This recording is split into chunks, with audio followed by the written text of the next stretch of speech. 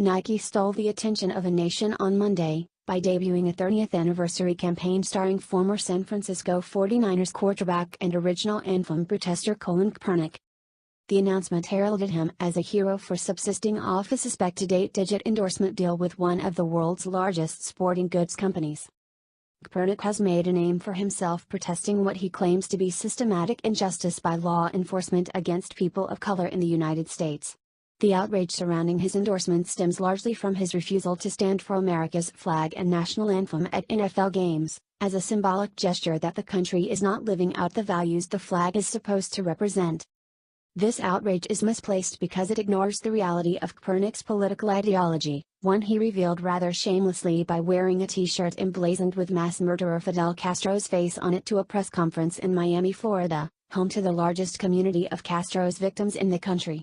Kaepernick refused to disown Castro, instead doubling down on his praise of the dictator when confronted by a journalist member of the Cuban exile community.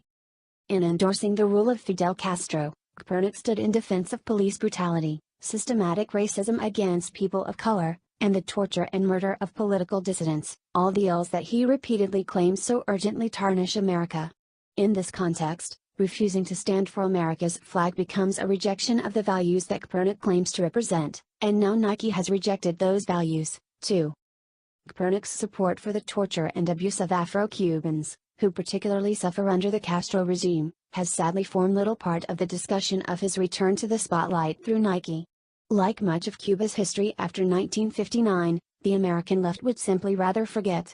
For those who have, a refresher, Kaepernick was in Miami in November 2016 for a match against the Miami Dolphins. He wore this shirt. Twitter.com web link.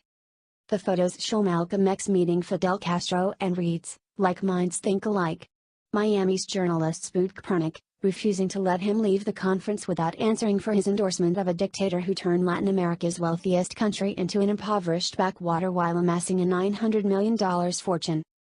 "I'm not talking about Fidel Castro and his oppression. I'm talking about Malcolm X and what he's done for people," Kaepernick initially replied.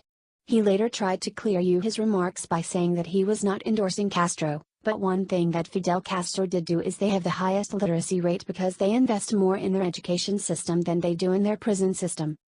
Pressed on the Castro policy of separating families, parents to labor camps, children to indoctrination classes, dissidents to torture chambers masked as psychiatric facilities, Kaepernick replied, "We do break up families here, that's what mass incarceration is."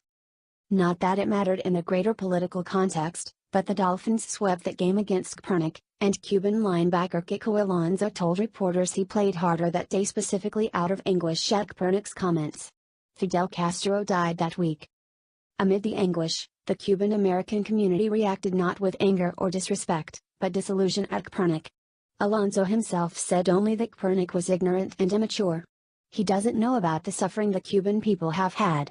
He doesn't have a clue," he lamented. At press time, the Athletic Wear Corporation has yet to issue a statement specifically addressing Kaepernick's comments.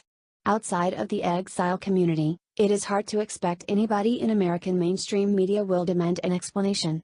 Yet this moment in Kaepernick's career is the one in which he most distinctly articulated what he stands for, and is the one he should be most prominently judged on.